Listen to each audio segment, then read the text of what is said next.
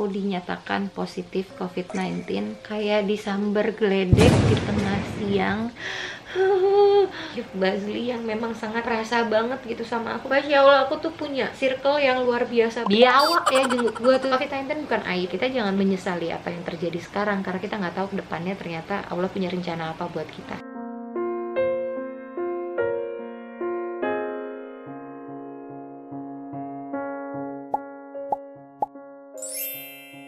Assalamualaikum warahmatullahi wabarakatuh. Hai teman-teman semuanya, mohon maaf aku tidak banyak cerita sama teman-teman semua pada saat aku menghadapi atau aku dinyatakan positif COVID-19 tepatnya di tanggal 28 Januari 2021. Itu kayak disambar geledek di tengah siang di posisi yang nggak hujan. Aku tanggal 26 Januari aku swab dan hasilnya tuh hari Kamis pagi. Cuma dari hari Kamis pagi itu ternyata ada 2 nama yang hasilnya gak keluar, nyangkut. Ada aku dan 1 nama lagi. Yang lain tuh udah keluar subuh-subuh. Nah, aku biasanya kalau PCR di tempat ini pasti aku tuh subuhnya udah keluar. Itu pasti hasilnya biasanya nggak nyampe 24 jam. Sampai akhirnya hari Kamis malam maghrib itu baru keluar. Pokoknya hasilnya baru keluar jam 8 malam. Kalau boleh jujur sebenarnya aku agak khawatir sama hasil aku. Kenapa? Karena kalau dibilang tanpa gejala, aku sedikit bergejala gitu. Tapi alhamdulillah indera penciuman aku aman, perasa aku juga aman, gak ada yang hilang sama sekali gitu. Jadi aku masih bisa nyium bau apapun, makan apapun. Cuman aku ngerasa kayak dari hari Senin atau apa, mungkin badanku tuh kayak sering orang kayak merinding-merinding gitu, tuh kayak orang mau flu kali ya. Jadi sering merinding gitu satu badan, terus juga kayak agak pusing gitu, tapi sedikit. Dapat hasil jam 8, tapi aku lagi meeting Zoom, hasilnya keluar dong. Ternyata begitu hasilnya keluar, aku dinyatakan hasil aku kayak gini, positif, negatif, positif. Dan sebenarnya CT aku udah tinggi banget di angka 36,83 karena semakin CT rendah itu virus untuk menularkannya lebih besar. Nah, CT aku udah 36, sebenarnya menularkannya tuh kalau kata orang-orang yang mengerti ya, itu cuma 20%-an gitu untuk menularkan yang lain gitu. Tapi begitu dinyatakan positif, aku sambil duduk sambil ngasih lihat ke abang, nih coba bacain hasil aku apa, bacain. Begitu abang baca, abang bengong gitu, ini apa, karena kan biasanya kita taunya positif gitu.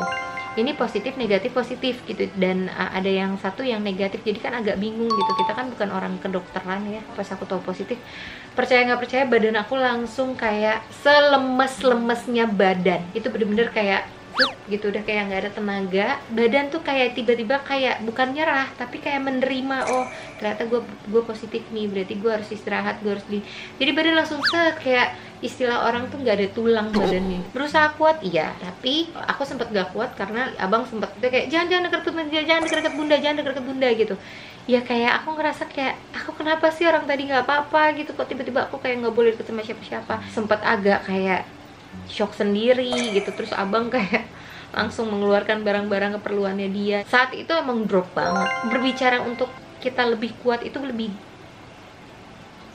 gampang kali. Tapi pada saat kita pada saat kita yang merasakan, emang agak berat sekali pastinya. Dan aku ada di posisi itu waktu hari Kamis. Pada akhirnya abang naik ke atas ke kamar. Sempat aku disuruh pilih mau di kamar bawah apa di kamar Kif. Dan aku lebih nyaman tidur di kamar aku sendiri daripada kamar Kif. Akhirnya abang ke atas sama Kif. Di saat itu adalah momen yang paling membuat aku sedih, karena aku serasa kayak agak dijauhin sama semua orang. Kayak mbakku udah nyiapin kayak piring-piring, abang udah yang ya udahlah, pokoknya intinya kayak start malam itu aku harus bisa melakukan segala sesuatunya sendiri tanpa bantuan orang lain. Hari pertama mungkin berat, tapi tidak terlalu ini, karena memang aku masih ngerasa badan aku masih oke, masih bisa dihadapin.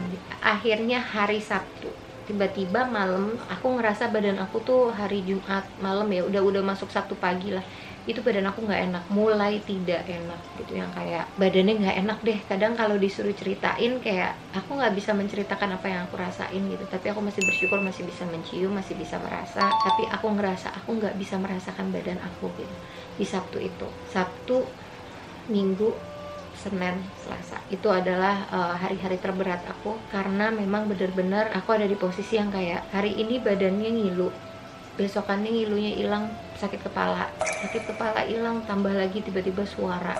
Jadi begitu terus, dan aku kayak ngerasa kalau dibilang hidup dan mati berjuang gitu, aku ngerasa ada di titik yang itu pada saat hari Sabtu Minggu gitu. Aku bahkan nangis-nangis sama mama gitu kan, sama abang, aku nangis sama mbak juga gitu. Sebenarnya nggak mau bikin panik, tapi aku bingung sama badan aku mau membuat diri aku tenang, tapi aku nggak bisa karena sakit semuanya gitu. Jadi aku sempet yang diajak ngomong udah nggak bisa, terus akhirnya aku nangis sama mama aku sampai gini, Tasya jangan nangis, Tasya jangan nangis, tapi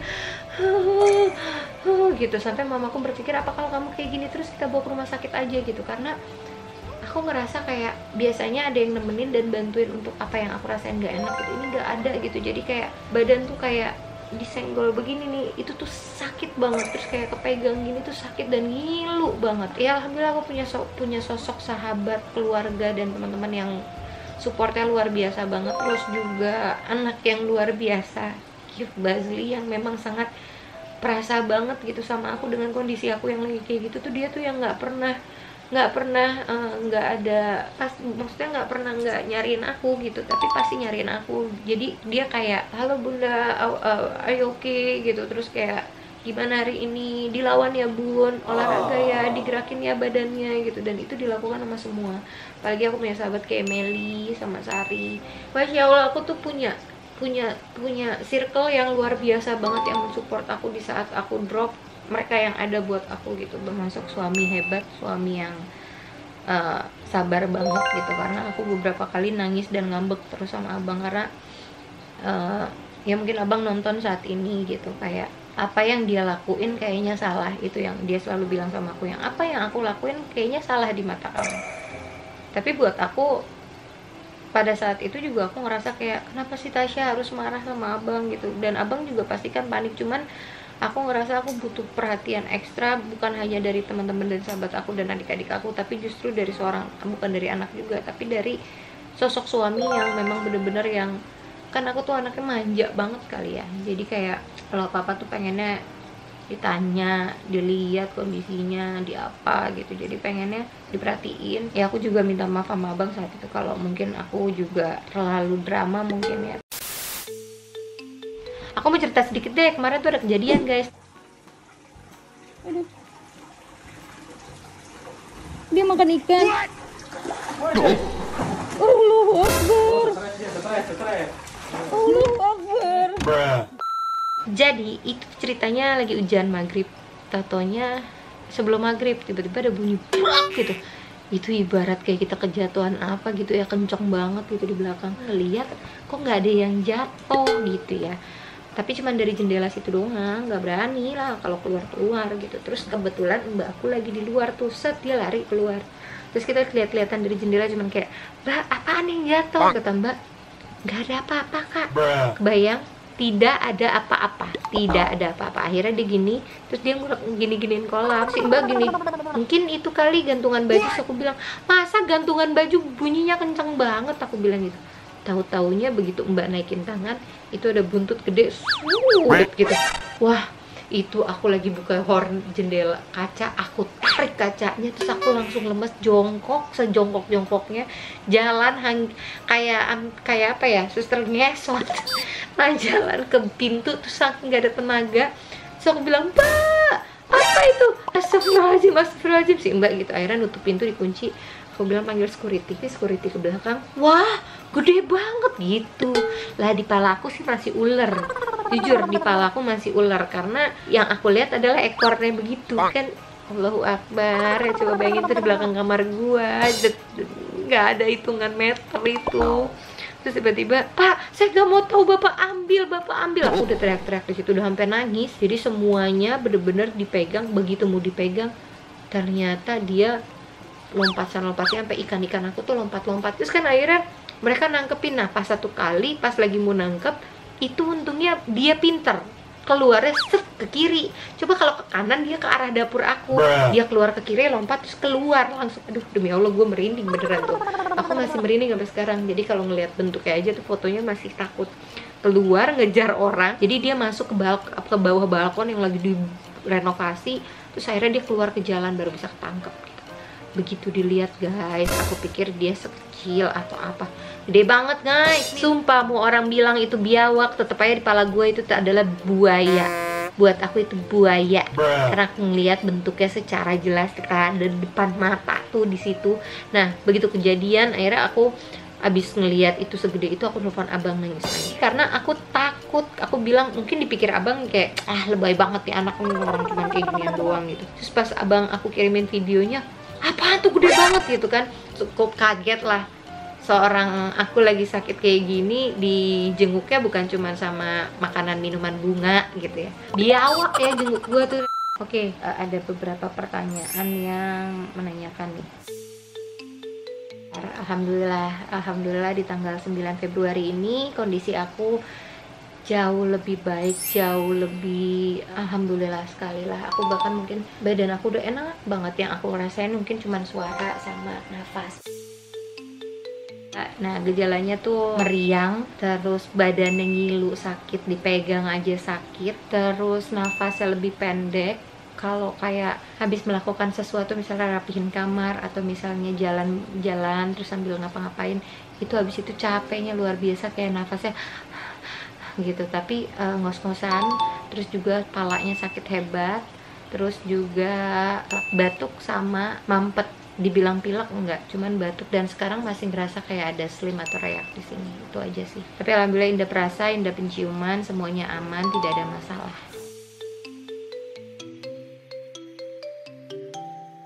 Kalau boleh cerita, aku tuh orang yang nggak pernah bisa makan sarapan pagi. Tapi semenjak sakit sakit ini, aku tuh jadi rajin banget sarapan. Terus aku kayak setiap hari harus minum jus buah.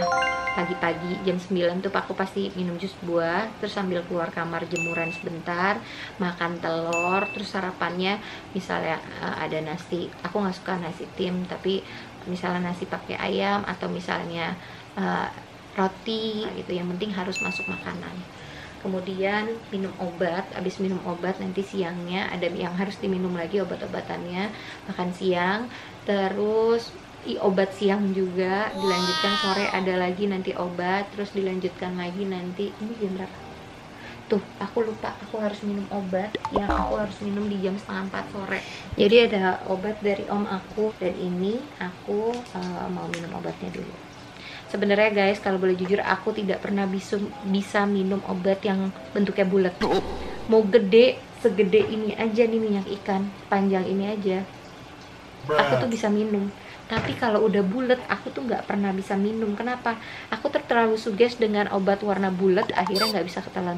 Tapi percaya nggak percaya, ini obat kecil gini tapi bulat, aku bisa minum. Ya cuma karena ternyata aku bisa, cuman karena takut. Tapi nggak, kita coba ya, kita lihat ya. Bismillahirrahmanirrahim.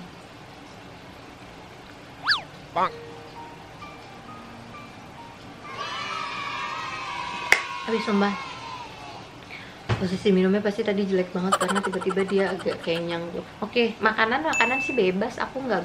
Yang penting abang menyuruh aku untuk stop es karena memang aku sempat agak nafasnya berat dan agak batukan. Jadi aku bener-bener dari 2 minggu yang lalu yang nggak pernah menyentuh yang namanya es-esan lagi. Dan ternyata aku bisa, yang dulu selalu aku bilang aku nggak pernah bisa nggak minum es. Mudah-mudahan bisa berlanjut.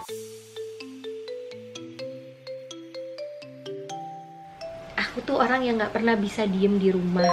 Senin sampai Jumat ada biasanya waktu aku untuk kerja di kantor.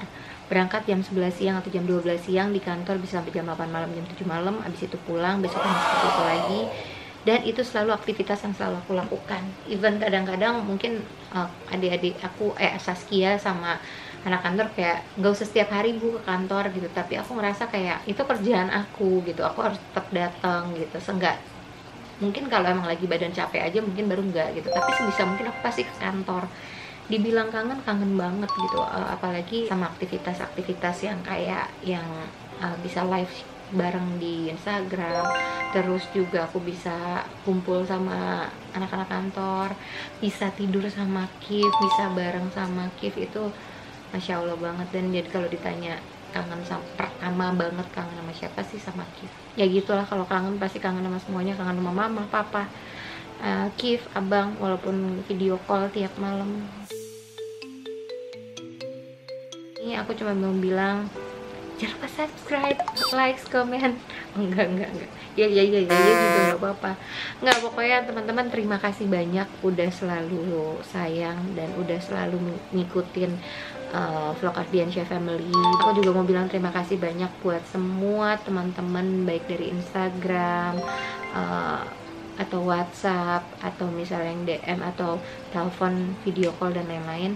Terima kasih banyak buat supportnya, buat sayangnya, kasih sayangnya, buat doanya juga buat aku. Aku berharap doa yang sama untuk kalian. Semoga kalian diberikan kesehatan, lahir batin, dunia akhirat. Dan khususnya buat teman-teman aku yang lagi menjalani, berjuang untuk sembuh dari COVID-19 ini. Semangat terus. Kalian tidak sendiri, aku pernah merasakan ini, aku tahu rasanya seperti apa.